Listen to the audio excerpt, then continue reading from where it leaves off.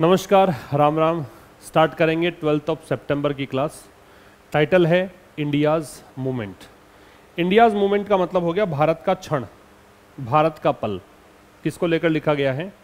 On the G20 summit outcomes. जो G20 की meeting हुई है, समिट हुई है, उसके क्या परिणाम निकले उसको लेकर एडिटोरियल लिखा गया है। तो ये जो आउटकम दे रखा है आपको, इसका मतलब तो है परिणाम, रिजल्ट। देखो, रिजल्ट को और भी हम कुछ कह सकते हैं, रिपरकशन कह सकते हैं, रिपरकशन। परिणाम को आप कॉन्सिक्वेंस भी कह सकते हैं, कॉन्सिक्वेंस हालांकि नेगेटिव के लिए यूज करते हैं। परिणाम को कोरोलरी भी कह सकते हैं। परिणाम को क्या कह सकते हैं? कोरोलरी। ये सब मतलब होते हैं, रिजल्ट के सिनोनिम्स होते हैं। समिट का मतलब मीटिंग है, और जो G20 मीटिंग हुई है उसके आउटकम्स जो हैं निकले हैं, उसके परिणाम जो निकले हैं, उसको लेकर लिखा गया एडिटोरियल इंडियाज़ मूवमेंट, भारत का क्षण। इंडियाज़ मूवमेंट में इंडिया है वो नाउन है, मूवमेंट भी नाउन है। अपोस्ट्रोफे जिस शब्द के साथ होता है वो भी नाउन होता है, अपोस्ट्रोफे के बाद जो शब्द होता है वो भी नाउन होता है। तो ये दोनों ही नाउन है। आउटकम्स, ये मूवमेंट भी नाउन है और इंडिया भी नाउन है। अब देखिए क्या कहना चाह रहा है। द G20 समिट वॉज री इमेजिन्ड।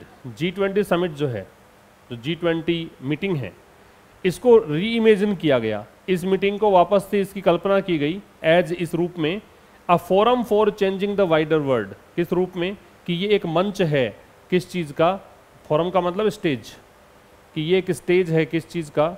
ये स्टेज है चेंजिंग द वाइडर वर्ल्ड, जो वृहद दुनिया है, बड़ी दुनिया है, उसको बदलने का। तो वॉज री इमेजिन्ड है वो G20 समिट की वर्ब है, और ये पैसिव का स्ट्रक्चर है। वॉज के साथ थर्ड फॉर्म, बी के साथ थर्ड फॉर्म, ये पैसिव है। एज मतलब के रूप में। फोरम का प्लूरल हमने पिछले किसी सेशन में भी डिस्कस किया था। फोरम जो शब्द है इसका प्लूरल होता है फोरा। फोरम का प्लूरल क्या होता है? फोरा। ये तो है सिंगुलर और ये क्या है? प्लूरल। ये ध्यान रखिएगा आप। फोरम का बहुवचन क्या होता है? फोरा।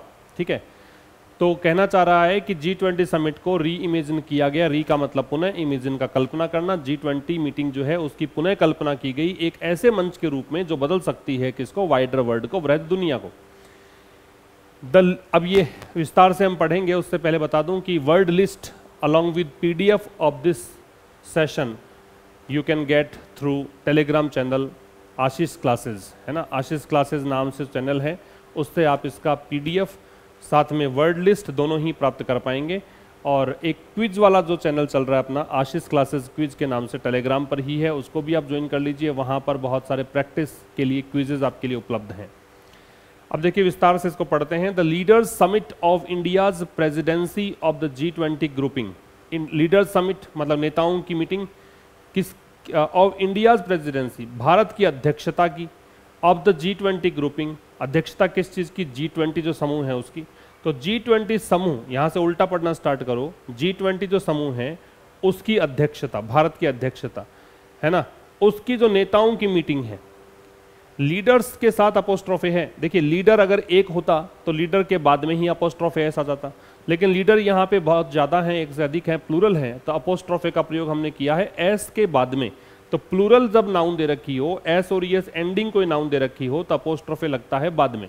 अगर सिंगुलर नाउन दे रखी हो तो एस और एस लगता है उस एस से पहले। ठीक है, अपोस्ट्रोफे लगता है उस एस से पहले।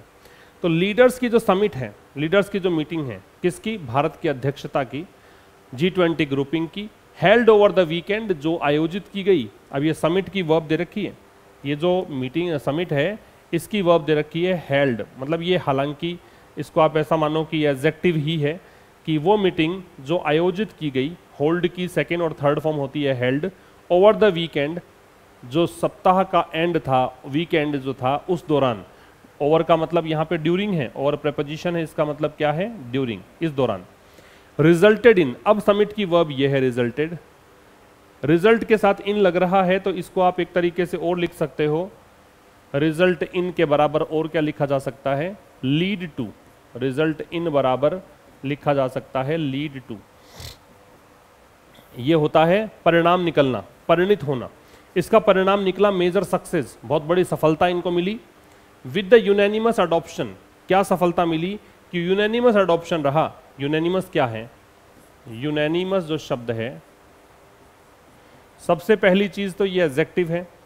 एडजेक्टिव इसलिए है क्योंकि इसके लास्ट में OUS दे रखा है और इसका मतलब होता है ऑल अकॉर्ड, मतलब सर्वसहमति, सर्वसम्मति, वन माइंड। जब सभी लोग एग्री हो जाएं तो उसको बोलते हैं क्या? यूनैनिमस। अडॉप्शन का मतलब ग्रहण करना है ना, अपनाना। दिल्ली डिक्लेरेशन, न्यू दिल्ली की जो डिक्लेरेशन है, घोषणा है उसको, तो ये कह रहा है कि जो लीडर्स की समिट जो आयोजित हुई थी वीकेंड के दौरान, उसका परिणाम ये निकला कि मेजर सक्सेस यहाँ मिली है। किसके साथ? कि सर्वसम्मति से यहाँ पे अपनाया गया न्यू दिल्ली का डिक्लेरेशन। और वो डिक्लेरेशन देखो आगे डैश आगे समझाया गया है, स्पेशली सिग्निफिकेंट, विशेष करके महत्वपूर्ण है। स्पेशली मतलब पर्टिकुलरली, सिग्निफिकेंट का मतलब है वाइटल, इंपॉर्टेंट, विशेष करके ये इंपॉर्टेंट है। एज देयर वॉज, एज यहाँ पे कंजंक्शन है, इसका मतलब है क्योंकि there was little hope of one, क्योंकि ऐसा इसकी उम्मीद नहीं थी, ना के बराबर उम्मीद थी। एक काम समझ लेना यहाँ पे, लिटिल के पहले जब कोई भी आर्टिकल नहीं है, ना ए है और ना द है, तो इसको आप या तो पढ़ सकते हैं नो, जब इसके बाद नाउन हो तब। तो लिटिल होप, होप यहाँ नाउन है तो मैंने इसको पढ़ा नो।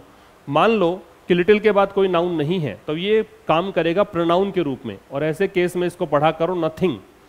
अगर लिटिल के बाद कोई नाउन है तब डिटर्मिनर होता है ये, इसको पढ़ते हैं फिर नो।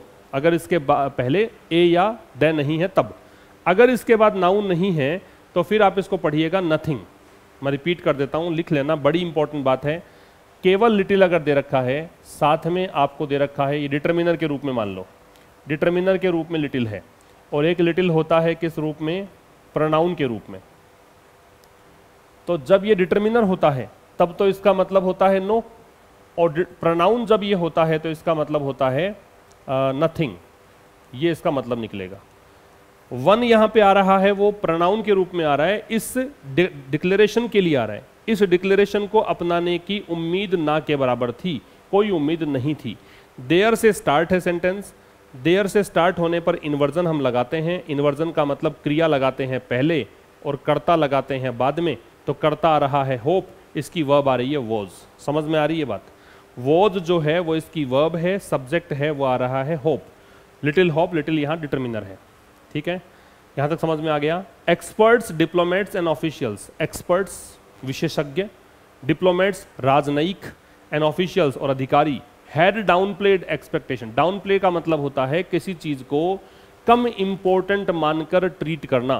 किसी को डाउन प्ले, प्ले करना मतलब खेलना, डाउन का मतलब नीचा करके। किस चीज से, किसी टीम से ऐसे खेल रहे हो जैसे कि वो टीम आपके बराबर नहीं है, ज़्यादा इंपॉर्टेंट नहीं है, बड़ी मतलब कहें कि ऐसी टीम नहीं जिससे आपको डर लग रहा है, आप इसका मतलब उसको कम गंभीरता से ले रहे हो। तो इसका मतलब ये लिखिए, इसका मतलब समझ लीजिए एक्सपर्ट्स, डिप्लोमेट्स एंड ऑफिशियल्स। ये तो हो गया सब्जेक्ट तीनों। इसकी वर्ब है हैड डाउन प्लेड। इन तीनों ने डाउन प्ले किया एक्सपेक्टेशंस को, आशाओं को, एक्सपेक्टेशंस को इन्होंने कम महत्वपूर्ण रूप में लिया। ठीक है, यहां तक का एक बार स्क्रीनशॉट लीजिए आप। तो इन्होंने एक्सपेक्टेशंस को कम महत्वपूर्ण रूप में लिया। ऑफ इंडिया नेगोशिएटर्स, भारत के जो वार्ताकार है। नेगोशिएटर्स का मतलब होता है दोस्तों वार्ताकार। नेगोशिएटर्स का मतलब क्या होता है? वार्ताकार को बोलते हैं, बातचीत करने वालों को बोलते हैं नेगोशिएटर्स। बातचीत करने वाला उसको क्या बोलते हैं? नेगोशिएटर्स। ठीक है, तो क्या कह रहे हैं कि इन तीनों ने, एक्सपर्ट्स ने, डिप्लोमेट्स ने और ऑफिशियल्स ने एक्सपेक्टेशंस को डाउन प्ले किया। किसकी एक्सपेक्टेशन? भारत के वार्ताकारों की। बीइंग एबल, कि भारत के वार्ताकार सफल हो पाएंगे क्या, इन्होंने इस एक्सपेक्टेशन को बड़ा हल्के में लिया था। किस चीज में सफल हो पाएंगे? To pull off. Pull off का मतलब लिखिए, pull off. Pull off, pull off का मतलब लिख लीजिए एकम्प्लिश या सक्सीड। एकम्प्लिश भी हो सकता है, सक्सीड भी हो सकता है, अचीव भी हो सकता है। प्राप्त करना कह सकते हो, सफल होना कह सकते हो, जीतना भी कह सकते हो, विन भी कह सकते हो। ये सब मतलब होता है पुल ऑफ के। ये फ्रेजल वर्ब है। तो भारत के वार्ताकार सफल हो पाएंगे क्या? किस चीज में? जीतने में, प्राप्त करने में। व्हाट फ्यू हैव अचीव्ड, उन चीजों को प्राप्त करने में जिससे बहुत कम ने प्राप्त किया है या कभी प्राप्त किया ही नहीं है। एक बार फिर समझना, यहाँ पे फ्यू दे रखा है, जैसे लिटिल था ना, वही कहानी फ्यू की है। अगर लिटिल से पहले कोई आर्टिकल नहीं था तो हमने उसको माना था नो या नथिंग। वैसे ही फ्यू है तो इसका मतलब आप मानोगे या तो नो या नो वन। चूंकि यहाँ पे कोई भी नाउन नहीं है आगे तो इसको नो वन मान लीजिए, और अगर नाउन होती तो इसको नो कहिएगा। फ्यू वैसे डिटर्मिनर होता है अगर नाउन होता है आगे, तो अगर नाउन नहीं होता है आगे तो इसको प्रोनाउन मान के इसको नो वन कहना सही रहेगा। तो भारत के वार्ताकार सफल हो पाएंगे क्या, किस चीज में, जो उस चीज में जो कि बहुत कम ने या ना के बराबर लोगों ने प्राप्त किया है, 10 फार। 10 फार का मतलब है 100 फार अब तक। यहां तक समझ में आ गया होगा, बड़ा आसान सी बात है। जो भी एक्सपर्ट्स हैं, डिप्लोमेट्स हैं और ऑफिशियल्स हैं, उन्होंने एक्सपेक्टेशंस को डाउन प्ले किया। उन्होंने ऐसी जो आशाएं थी उसको बिल्कुल सीरियसली लिया ही नहीं। इनको आशा थी ही नहीं किस चीज के बारे में, कि भारत के वार्ताकार जो हैं वो चीज प्राप्त कर पाएंगे जो चीज अब तक बहुत कम ने या ना के बराबर लोगों ने प्राप्त की है। और वो चीज क्या है, अब ये लगाया कॉलन, इस साइन को बोलते हैं कॉलन, इसको लगा के बताया डिटॉन्ट। इसको डिटॉन्ट पढ़ेंगे। डिटॉन्ट का मतलब है अमिटी, मित्रता। डिटॉन्ट का मतलब है अमिटी, मित्रता, हार्मनी, सामंजस्य। ठीक है, इसे अमिटी भी कह सकते हैं, हार्मनी भी कह सकते हैं, सामंजस्य। तो क्या चीज प्राप्त करी है भारत के वार्ताकारों ने, जो कि उम्मीद नहीं थी एक्सपर्ट्स को, डिप्लोमेट्स को, है ना। वो चीज ये थी मैत्री या बात, सामंजस्य किस किस के बीच में। एक तरफ तो है western G7 EU axis, axis का मतलब धुरी होता है। एक तरफ तो है G7 जो ग्रुप है, G7 EU मतलब यूरोपियन यूनियन, एक्सिस मतलब धुरी। एक तरफ तो ये है जो पश्चिमी G7 EU धुरी है। दूसरी तरफ क्या है, the Russia China combine over the issue of the Ukraine war. दूसरा, यूक्रेन वॉर को लेकर रशिया और चाइना इनका जो कंबाइन है, कॉम्बिनेशन है, जो ये संयुक्त रूप से जो सोचते हैं, इन चीज़ों को लेकर सामंजस्य बनाना बड़ा मुश्किल लग रहा था, लेकिन भारत के वार्ताकारों ने ये काम करके दिखाया है। तो एक बिटवीन के साथ में एंड लगाते हैं, ये एंड लगा हुआ है। ठीक है, तो एक तरफ तो क्या है, वेस्टर्न G7 EU एक्सिस है, दूसरी तरफ है रशिया चाइना कंबाइन, किसको लेकर, यूक्रेन वॉर के मुद्दे को लेकर। ओवर का मतलब यहां पे है रिलेटेड टू, इस मुद्दे को लेकर। देखो ओवर अलग अलग यूज इसके होते हैं, जैसे हमने अभी पढ़ा था ओवर द वीकेंड, तो इसका मतलब मैंने बताया था ड्यूरिंग। यहां पे ओवर है, इसका मतलब रिलेटेड टू है, के से संबंधित है। At the UN security council, अब कह रहा है यूएन सिक्योरिटी काउंसिल में। यूएन सिक्योरिटी काउंसिल क्या हुई, संयुक्त राष्ट्र सुरक्षा परिषद में। Not a single statement has been passed, एक सिंगल स्टेटमेंट भी पास नहीं किया गया है। यूएन सिक्योरिटी काउंसिल तो हो गई जगह, ठीक है।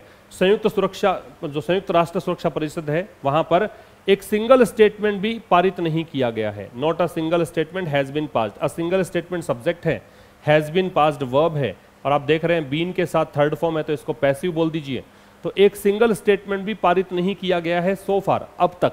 As a result of vetoes, किसके कारण, एज अ रिजल्ट ऑफ का मतलब होता है इसके चलते, इसके परिणाम स्वरूप। ड्यू टू, इसको आप ड्यू टू भी पढ़ सकते हो, एज ए रिजल्ट ऑफ को क्या पढ़ सकते हो, ड्यू टू, मतलब के परिणाम स्वरूप, के चलते। तो एक सिंगल स्टेटमेंट भी पास नहीं किया गया है अब तक, किसके चलते, वीटोज के चलते। वीटोज किस तरफ से, दोनों साइड से, ठीक है। दोनों साइड को, मतलब जो चाइना है, रशिया है, इन दोनों को ही वीटो प्राप्त है, वीटो अधिकार प्राप्त है। तो इसके चलते एक सिंगल स्टेटमेंट भी पास नहीं किया गया है संयुक्त राष्ट्र सुरक्षा परिषद में यूक्रेन को लेकर। बोथ साइड्स आ रहा है, चाइना और रशिया को लेकर। वाइल इंडोनेशियन G20 नेगोशिएटर्स, अब ये वाइल से स्टार्ट कर रहा है, तो दो उपवाक्य यहाँ पे होंगे। कह रहा है यद्यपि, वाइल का मतलब यद्यपि होगा, दो विरोधाभासी वाक्य होंगे। जो इंडोनेशिया G20 के जो नेगोशिएटर्स थे, इंडोनेशिया के जो वार्ताकार थे, इन 2022 उन्होंने 2022 में वर एबल, ये समर्थ हो पाए, to pull off a joint statement, ये संयुक्त एक ज्ञापन, बयान, एक संयुक्त स्टेटमेंट होता है। जब मीटिंग हो जाती है तो प्रेस वाले पूछते हैं कि भाई आपकी मीटिंग का क्या सार निकला, आपने मीटिंग में क्या डिसाइड किया, आपने किन मुद्दों पर चर्चाएं की। तो अगर ये सारे के सारे देश के नेता एक सुर में बोलते हैं तो माना जाता है कि मीटिंग सफल हुई है। लेकिन अगर वो लोग संयुक्त एक स्टेटमेंट नहीं देते हैं, इसका मतलब मीटिंग जो है, जिस उद्देश्य के लिए मीटिंग आयोजित हुई थी, वो उद्देश्य में सफल नहीं हुई है, ऐसा कंसीडर किया जाता है, ठीक है। तो कह रहा है कि यद्यपि इंडोनेशिया के G20 नेगोशिएटर्स जो हैं वो 2022 में इंडोनेशिया के अंदर G20 की मीटिंग आयोजित हुई थी, अब 2023 में भारत में हुई है। तो ये 2022 की तुलना कर रहा है कि 2022 में इंडोनेशिया के जो G20 नेगोशिएटर्स थे वो समर्थ हुए किस चीज़ में, पुल ऑफ करने में। पुल ऑफ मतलब प्राप्त करने में। क्या चीज़, जॉइंट स्टेटमेंट। जॉइंट में जॉइंट एडजेक्टिव है, ये नाउन है। With references critical of Russia, और इसमें रशिया को आलोचना की गई थी। क्रिटिकल का मतलब क्रिटिसाइज करना है, रेफरेंसेस का मतलब अल्यूजन है, रेफरेंसेस का मतलब यहां पे है अल्यूजन, मतलब रशिया की यहां पे आलोचना की गई थी, ऐसे संकेत दिए गए थे। रेफरेंस का मतलब ऐसा जिक्र किया गया था, ऐसे संकेत, ऐसे इशारे किए गए थे जिसमें इस संयुक्त स्टेटमेंट में रशिया की आलोचना हुई थी। The G7 pushed for these, अब ये ब्रैकेट में समझाया है, G7 जो है, जो G7 राष्ट्र है, उन्होंने इसके लिए प्रयास किया था, उन्होंने इसके लिए पुश किया था।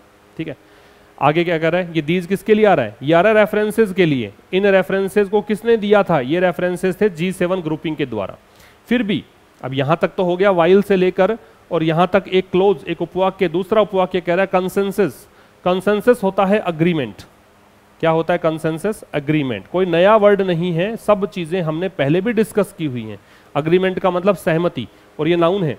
जो सहमति जो है दैट डिटर्मिनर है, कंसेंसस नाउन है। जो सहमति जो है, एक बार आप इसका स्क्रीनशॉट लीजिए, डिड नॉट लास्ट, लेकिन ये जो सहमति बनी थी, है ना, जो एक जॉइंट स्टेटमेंट था, ये लंबे समय तक नहीं चला। लास्ट का मतलब यहां पे टिकना है, ड्यूरेबल होना है, बी ड्यूरेबल। ठीक है, काफी लंबे समय तक नहीं टिका। And China and Russia and China refuse to have them repeated this year, और रशिया और चाइना ने इनकार कर दिया किस चीज से, कि वो इस साल इसको रिपीट नहीं होने देंगे। देखो, हैव देम रिपीटेड, हैव के साथ थर्ड फॉर्म एक तो लगती है, एक हैव होता है हेल्पिंग वर्ब, फिर होती है मैन वर्ब। यहां हैव के साथ थर्ड फॉर्म ये पॉजिटिव वर्ब है, ऐसा नहीं होने देंगे। पिछली बार तो ठीक है, लोग इनके खिलाफ आ गए थे, लेकिन इस बार इन दोनों ने मिलकर ये संकल्प लिया कि इस मीटिंग में कोई हमारे खिलाफ बोल जाए, ऐसा हम नहीं होने देंगे। ये पॉजिटिव वर्ब है, याद रखिए। और पॉजिटिव वर्ब के बारे में आप इतनी चीजें समझ सकते हो कि गेट अगर दे रखा हो, हैव अगर दे रखा हो, या मेक दे रखा हो, इनके बाद में जब वर्ब लगाते हैं, ये पॉजिटिव वर्ब्स होती हैं। कैसी वर्ब्स होती हैं? Positive verbs. अगर आप इनके बाद में क्रियाएं लगाते हो तो याद रखें कि गेट और हैव के साथ तो लगाते हैं थर्ड फॉर्म, और मेक के साथ लगाते हैं बेस फॉर्म। मेक अपने साथ बेस फॉर्म लेगा, गेट और हैव अपने साथ थर्ड फॉर्म लेगा, अगर ये पॉजिटिव वर्ब के रूप में आते हैं तब। ठीक है भाई, आगे देखो। As every Indian ministerial meeting ended without success in joint statement. अब देखिए, प्रत्येक जो भारतीय मंत्री स्तरीय मीटिंग जो थी, उसका अंत हुआ बिना सफलता के जॉइंट स्टेटमेंट के। ठीक है, मतलब अब भारत के मंत्री स्तरीय मीटिंग चली, एक मंत्री भारत का, दूसरा मंत्री किसी देश का, आपस में बात की, लेकिन फिर भी यहां सफलता हासिल नहीं हुई। बगैर जॉइंट स्टेटमेंट के रहा भारत, भारत के पास कोई जॉइंट स्टेटमेंट नहीं आया। India's negotiating team took the more considered approach. अब मंत्री स्तरीय बातचीत तो रही असफल, लेकिन भारत की जो नेगोशिएटिंग टीम है, जो बातचीत करने वालों की टीम है, इसने लिया मोर कंसीडर्ड अप्रोच, एक ऐसी अप्रोच अपनाई जो ज्यादा सोच समझ के अपनाई गई थी। कंसीडर का मतलब सोचना विचारना होता है। नेगोशिएटिंग टीम की वर्ब टुक है, टुक का ऑब्जेक्ट है वो अप्रोच है। ठीक है, इसने कहीं ज्यादा सोची विचारी अप्रोच अपनाई। वो अप्रोच क्या थी? अब ये थोड़ा लगा रखा, डैश लगा बताया है। To achieve consensus on other issues. अधिक कंसीडर्ड अप्रोच क्या थी कि जॉइंट स्टेटमेंट ठीक है, रशिया वाले यूक्रेन वाले वॉर पर तो नहीं बन पाई जॉइंट स्टेटमेंट, लेकिन यहां पे देखिए, यहां सहमति प्राप्त की जाए। अप्रोच क्या थी भारत की नेगोशिएटिंग टीम की, कि यहां सहमति, अग्रीमेंट प्राप्त किया जाए ऑन अदर इश्यूज, दूसरे मुद्दों पर। ठीक है, अदर के बारे में भी याद रखिए। अदर अगर आपको नहीं पता है किस बारे में बात कर रहे हैं, तो अदर अपने साथ लेता है प्लूरल नाउन। ये जेनरिक रेफरेंस अदर का होता है। अगर अदर के पहले दे लग रखा होता है, ये स्पेसिफिक रेफरेंस होता है, मतलब एग्जैक्टली हमें पता लग जाता है कि कौन से अन्य चीज़ों की हम बात कर रहे हैं। तो वहाँ पे हम नाउन सिंगुलर भी लगाते हैं और प्लूरल भी लगाते हैं, वो डिपेंड करता है संदर्भ पर, कॉन्टेक्स्ट पर। ठीक है, तो कह रहा है कि भारत की जो नेगोशिएटिंग टीम है उसने अधिक कंसीडर्ड अप्रोच अपनाई, और वह अप्रोच ये थी कि और मुद्दों पर, बाकी के जो मुद्दे हैं, है ना, इस मुद्दे को छोड़कर बाकी मुद्दे पर सहमति बनाई जाए। Before tackling the paragraph on Ukraine, किससे पहले? यूक्रेन वाले जो पैराग्राफ्स थे बातचीत के, है ना, उनको हैंडल या टैकल करने से पहले। बिफोर प्रेपोजिशन है यहाँ पे, इसी कारण से आप देख रहे हैं यहाँ पे आईएनजी आ रहा है। प्रेपोजिशन के बाद जब भी कोई क्रिया लगाते हैं तो वो आईएनजी फॉर्म में जाती है। कारण इसका ये रहता है सिंपल सा, कि प्रेपोजिशन अपने बाद में एक ऑब्जेक्ट लेता है, और ऑब्जेक्ट बनाने के लिए क्रिया को उसे आईएनजी रूप में लिखना पड़ता है। ठीक है, आगे देखो। There was a breakthrough, breakthrough का मतलब होता है दोस्तों सफलता, success. There was a breakthrough after the G7 compromised on its insistence, insistence बनता है इंसिस्ट से, ये आप इसको परसिस्टेंस कह सकते हो, परसिस्ट से इंसिस्ट बनता है, मतलब एक चीज पर जोर देना, बलपूर्वक किसी चीज के बारे में बात करना, उसको बोलते हैं इंसिस्ट होना। तो कह रहा there was a breakthrough, there से स्टार्ट किया, फिर से वही कहानी है कि वर्ब पहले है, सब्जेक्ट बाद में है, ब्रेक थ्रू यहाँ पे नाउन है, ए यहाँ डिटर्मिनर है। तो सफलता मिली किसके बाद? G7 कॉम्प्रोमाइज्ड, जब G7 जो ग्रुप है उसने समझौता कर लिया ऑन इट्स इंसिस्टेंस, वो बार बार में जोर दे रहा था किस चीज के बारे में? एक ऐसी भाषा के बारे में जो जिसमें चाइना की आलोचना, जिसमें रशिया की आलोचना थी, उसको इसने क्या कर दिया, इसमें कॉम्प्रोमाइज कर लिया कि ठीक है हम अब इस भाषा का उपयोग नहीं करेंगे जो रशिया की आलोचना से भरी भाषा हो। तो यहां सफलता तब मिली जब G7 ने, ये वॉज तो आ रहा है ब्रेक थ्रू की वर्ब, G7 जो ग्रुप है इसकी वर्ब आ रही है कॉम्प्रोमाइज्ड। G7 जो ग्रुप है उसने कॉम्प्रोमाइज किया, उसने समझौता किया। समझौता करने का मतलब पहले थोड़ा सा स्ट्रिक्ट ये हो रहे थे, अब लीनियंट हो गए। इन्होंने समझौता कर लिया कि हम इंसिस्टेंस जो हम कर रहे थे, जोर दे रहे थे, लगातार एक ही बात कर रहे थे कि ऐसी भाषा का यूज किया जाए जिसमें रशिया की आलोचना हो, उसको इसने छोड़ दिया। कैसे छोड़ा? बाई हैविंग, ऐसा करके, फिर प्रेपोजिशन आ गया बाई, फिर आईएनजी आ गया हैविंग। एक बार इसका स्क्रीनशॉट ले लीजिए। By having more neutral paragraphs, इसने क्या किया? अब की बार जो पैराग्राफ्स डिस्कस किए, जो पैराग्राफ्स पे बातचीत की G7 ग्रुपिंग ने, वो पैराग्राफ कैसे थे? न्यूट्रल थे। न्यूट्रल का मतलब ना तो इसमें रशिया के बारे में कुछ था, ना यहाँ पे यूक्रेन के बारे में, ना इन्होंने बुराई करी रशिया की, ना इन्होंने बुराई करी यूक्रेन की। तो इस प्रकार के पैराग्राफ लेकर इन्होंने समझौता कर लिया, ये कहना चाह रहा है। द डिक्लेरेशन स्टेटमेंट, जो घोषणा ज्ञापन था, अचीव्ड, ये इसकी वर्ब है, इसने प्राप्त किया। What is truly impossible in today's global polarisation, जो कि व्हाट आ रहा है इस चीज के लिए, जो कुछ भी प्राप्त किया, ये इसकी वर्ब है, वो सत्य रूप में या रियली इम्पॉसिबल है आज के ग्लोबल पोलराइजेशन में। आज दुनिया पोलराइज हो रही है, पोलराइज मतलब बटी हुई है। पोलराइज जहां आता है वहां पे सेपरेशन से मतलब होता है। आज दुनिया चूंकि बटी हुई है, आज के दौर में ऐसा स्टेटमेंट पॉसिबल नहीं है, ठीक है। तो डिक्लेरेशन स्टेटमेंट जो है उसने वो प्राप्त किया, मतलब घोषणा जो ज्ञापन हो आया उसमें वो चीजें सामने आई जो कि आज की दुनिया में वास्तव में संभव नहीं है। इन दैट, जिसमें इंडियाज मिडल पाथ, भारत की जो एक गोल्डन मीन है, मिडिल पाथ का मतलब मध्यम मार्ग की नीति है, has been its biggest strength, वो रही भारत की सबसे बड़ी ताकत। भारत ने भी न्यूट्रल स्टांस लेकर रखा था, भारत ने भी ना रशिया की बुराई की ना यूक्रेन की बुराई की, न्यूट्रल स्टांस भारत का था। तो इन दैट, इसमें भारत की जो मिडल पाथ पॉलिसी है, भारत की जो मध्यम मार्ग नीति है, हैज बीन, ये रही इट्स बिगेस्ट स्ट्रेंथ। इट्स आ रहा है इंडिया के लिए, बिगेस्ट है वो एडजेक्टिव है, डिग्री सुपरलेटिव है, स्ट्रेंथ नाउन है। भारत की सबसे बड़ी ताकत क्या रही? भारत की मध्यम मार्ग नीति। अलोंग विद, किसके साथ साथ? Prime minister Narendra Modi personal outreach, यहां पे प्रधानमंत्री मोदी जो है उनकी व्यक्तिगत रूप से आउटरीच, आउटरीच का मतलब ये मोदी जी पहुंचे हैं, ठीक है, ये हेल्प करने के लिए गए हैं। अगर कोई व्यक्ति अपनी जगह को छोड़कर किसी के पास हेल्प करने के लिए जाता है, एक्सटेंड करता है हेल्प, तो उसको आउटरीच बोलते हैं। एक आउटरीच का मतलब बीट करना, डिफीट करना, एक्सेल करना, सरपास करना, ये भी होता है, आगे निकलना भी होता है। लेकिन यहाँ पे आउटरीच का मतलब आगे निकलना नहीं है, यहाँ पे हेल्प एक्सटेंड करना है, सहायता देना है। तो यहाँ पे साथ साथ में एक चीज और है, प्रधानमंत्री मोदी जी की व्यक्तिगत एक आउटरीच रही। बहुत सारे G20 लीडर्स, मतलब ये मिलने के लिए गए बहुत सारे G20 नेताओं से, ओवर द ईयर का मतलब वर्ष पर्यंत, ओवर का मतलब ड्यूरिंग है, पूरे वर्ष भर ये मिलते रहे हैं G20 लीडर्स से। समझ में आ रही है? भारत का सबसे बड़ी ताकत क्या रही? एक तो रही कि भारत ने मध्यम मार्ग नीति अपनाई, साथ साथ में मोदी जी जो है पूरे वर्ष पर्यंत G20 लीडर से मिलते रहे, व्यक्तिगत रूप से मिलते रहे, ठीक है, ये कहना चाह रहा है। ओवर यहाँ पे प्रेपोजिशन है। प्राइम मिनिस्टर से पहले दे आता है लेकिन नाम साथ में है, इसलिए यहाँ पे नहीं आएगा। लेकिन हालांकि यहाँ पे प्राइम मिनिस्टर की बात भी नहीं है, यहाँ तो प्राइम मिनिस्टर की जो आउटरीच है उसकी बात है। समझ में आ रही है बात? आगे देखिए, अनदर की इनिशिएटिव, एक और महत्वपूर्ण पहल। अनदर मतलब एक और, अनदर के बाद नाउन सिंगुलर आती है तो ये इनिशिएटिव सिंगुलर है। की का मतलब इंपॉर्टेंट, एडजेक्टिव है। इनिशिएटिव का मतलब पहल। एक और महत्वपूर्ण पहल वॉज, वो क्या थी? वो ये थी कि एनलिस्ट किया जाए, एनलिस्ट मतलब सूचीबद्ध किया जाए, the global south, global south को भी शामिल किया जाए। ग्लोबल साउथ का मतलब क्या है? वो देश जो कम डेवलप्ड हैं, वो देश जिनकी आर्थिक हालात थोड़े कम हैं, पिछड़े हुए देश हैं, उसको बोलते हैं global south. Poor countries, under developed countries, वो कहलाती हैं ग्लोबल साउथ। एक और महत्वपूर्ण पहल इस मीटिंग की ये रही कि यहाँ पे ग्लोबल साउथ को एनलिस्ट करने की बात की गई, ग्लोबल साउथ को साथ लेकर चलने की बात की गई, इंक्लूडिंग, जिसमें शामिल हैं मैनी G20 मेंबर्स, जिसमें बहुत सारे G20 मेंबर्स शामिल हैं। इंक्लूडिंग मतलब के समेत, के सहित, विद, ये प्रेपोजिशन है इंक्लूडिंग। एक्सक्लूडिंग भी प्रेपोजिशन होता है। हु वर रिलक्टेंट, ये वो लीडर्स, ये वो मेंबर्स हैं जो अनिच्छुक थे। रिलक्टेंट का मतलब क्या होता है? अनविलिंग, अनिच्छुक। तो ये वो G20 मेंबर्स हैं जो अनिच्छुक थे, रिलक्टेंट थे। यहां तक स्क्रीनशॉट ले सकते हैं, वैसे तो ऐसा कुछ लिखा ही नहीं मैंने, रिलक्टेंट लिखा है, एडजेक्टिव है। ये वो नेता हैं, हु यहाँ रिलेटिव प्रोनाउन है, इन नेताओं के लिए है, इन मेंबर्स के लिए है, इसकी वह वर है, ये एडजेक्टिव है, इसका कॉम्प्लीमेंट है।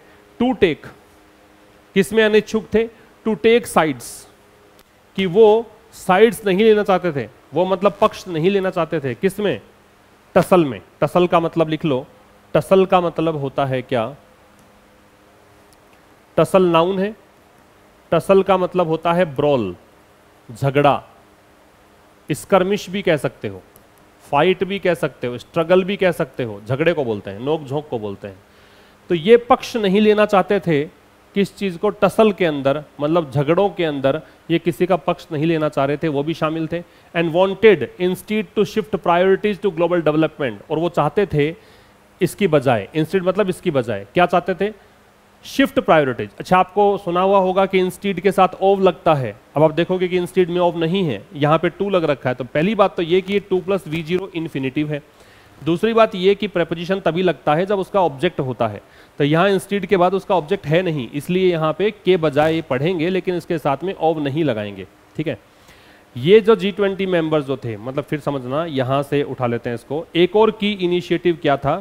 ग्लोबल साउथ को शामिल करना, किस समेत? बहुत सारे G20 मेंबर्स के समेत। ये अनिच्छुक थे, G20 मेंबर्स जो थे वो अनिच्छुक थे किस चीज में? कि वो टसल में किसी की साइड नहीं लेना चाहते थे, और वो चाहते थे कि प्रायोरिटीज को शिफ्ट किया जाए, हमारी प्राथमिकताएं जो है उसको बदला जाए, कहाँ ले जाया जाए शिफ्ट करके? ग्लोबल डेवलपमेंट, वैश्विक विकास पे सोचा जाए, इन मुद्दों पे सोचा जाए। हम टसल में नहीं पड़ना चाहते, हम किसी के झगड़े में नहीं पड़ना चाहते, हम चाहते हैं कि ग्लोबल डेवलपमेंट हो। एज ए रिजल्ट इसका परिणाम क्या निकला? परिणाम स्वरूप 83 पैराग्राफ डिक्लेरेशन। तो 83 पैराग्राफ डिक्लेरेशन जो हुआ, 83 पैराग्राफ थे इस डिक्लेरेशन में। मेड प्रोग्रेस, इसकी वर्ब ये है, ये जो डिक्लेरेशन है इसने प्रगति की ऑन क्रिप्टो करेंसी रेगुलेशन। अब चूंकि और मुद्दों पर ध्यान देना है, तो मुद्दे कौन कौन से शामिल हुए उसकी चर्चा है। बात की क्रिप्टो करेंसी के विनियमन पर, मतलब ताकि इसको रूल रेगुलेशंस के अंतर्गत ढालें। क्रिप्टो करेंसी आप समझते ही हैं, बिटकॉइंस वगैरह, इन पर रेगुलेशन की बात की गई। And crystallise the figure of nearly $10 trillion. Crystallise का मतलब बहुत ही स्पष्ट कर दिया गया, क्लैरिफाई कर दिया गया कि एक आंकड़ा, एक फिगर दिया गया लगभग $10 ट्रिलियन का, कि क्लाइमेट चेंज के लिए, क्लाइमेट चेंज अडेप्टेशन, जो जलवायु परिवर्तित हो रही है उसके अनुसार हमें अपने आप को ढालना है, तो उसके लिए इतनी धनराशि चाहिएगी। एंड मिटिगेशन प्रोजेक्ट, मिटिगेशन का मतलब कम करना, रिडक्शन, जलवायु परिवर्तन के अनुरूप अपने आप को ढालना और साथ में जलवायु परिवर्तन को कम करना, इसके जो प्रोजेक्ट्स हैं उसके लिए मतलब ग्लोबल साउथ की हेल्प की जाएगी। $10 ट्रिलियन उस हेल्प के लिए दिए जाएंगे। ऑल्दो, यद्यपि it failed to agree on, यद्यपि ये जो समूह है या फिर डिक्लेरेशन है ये असफल रहा किस चीज में? सहमत होने में। सहमत किस चीज पर? Any fossil fuel phase out. Phase out लिखना इंपॉर्टेंट है, इसका मतलब होता है एलिमिनेट ग्रेजुअली, एलिमिनेट ग्रेजुअली, धीरे धीरे कम करने को बोलते हैं क्या? Phase out. डेडलाइंस का मतलब कोई भी अंतिम तारीख। तो कह रहा है कि भाई जो डेडलाइंस दे रखी है सभी देशों को कि आप कार्बन जीरो वाली नीति अपनाएं, है ना, कार्बन एमिशन जीरो हो जाए, इस तरह की नीति अपनाएं। और जलवायु परिवर्तन जो हो रहा है इस कारण से हो रहा है कि इंडस्ट्रियलाइजेशन बहुत बड़े स्तर पे हो रहा है, उसके जलवायु परिवर्तन काफ़ी ज़्यादा है, इससे गरीब देशों को भुगतना पड़ता है, उनके पास ना पैसा है और साथ में ये प्राकृतिक आपदाएं भुगतनी पड़ती हैं। तो इसके लिए इन्होंने कह रखा है कि आप फॉसिल फ्यूल का यूज़ धीरे धीरे करके बंद कर दो, लेकिन इन्होंने कोई डेडलाइन के बारे में नहीं बताया कि हम इस समय इन फॉसिल फ्यूल का यूज बंद कर देंगे। इस बात पे सहमति इनकी नहीं बनी। अग्री के बाद में याद रखिए, अग्री अगर किसी व्यक्ति से हो तब तो लगता है विद, अगर किसी व्यक्ति से सहमत हो। अगर किसी बात पे सहमत हो तो लग जाता है ऑन। अग्री विद समबडी होता है और ऑन समथिंग होता है, ये ध्यान रखना। किसी बात पर अगर आप सहमत होते हो तो विद लगाया करो, अगर किसी व्यक्ति से ऑन लगाया करो, किसी व्यक्ति से सहमत होते हो तो विद लगाया करो। यहाँ एक बार रिपीट कर देता हूँ कि इसमें इसके परिणाम स्वरूप, मतलब जब इन्होंने कहा कि हम लोग ग्लोबल डेवलपमेंट की बात करेंगे तो 83 पैराग्राफ का जॉइंट स्टेटमेंट आया। उस स्टेटमेंट ने प्रोग्रेस करी इन बिंदुओं पर। एक बिंदु था क्रिप्टो करेंसी का रेगुलेशन, दूसरा बिंदु था कि $10 ट्रिलियन की मदद की जाएगी climate change adaptation mitigation projects के लिए, और ये कौन से देशों के लिए? जो गरीब देश हैं उनके लिए। हालांकि जो डिक्लेरेशन था ये असफल रहा। किस चीज़ में? इसकी सहमति नहीं बन पाई fossil fuel phase out deadlines को लेकर, कि फॉसिल फ्यूल का यूज धीरे धीरे करके कब तक बंद कर देंगे, इस बात पर इनकी सहमति नहीं बन पाई। तो ये था दोस्तों आज के इस एडिटोरियल में। आप इसको लाइक और शेयर जरूर कर दीजिएगा। मुलाकात होगी अब कल एक नए सेशन के साथ। तब तक के लिए नमस्कार। Thank you very much.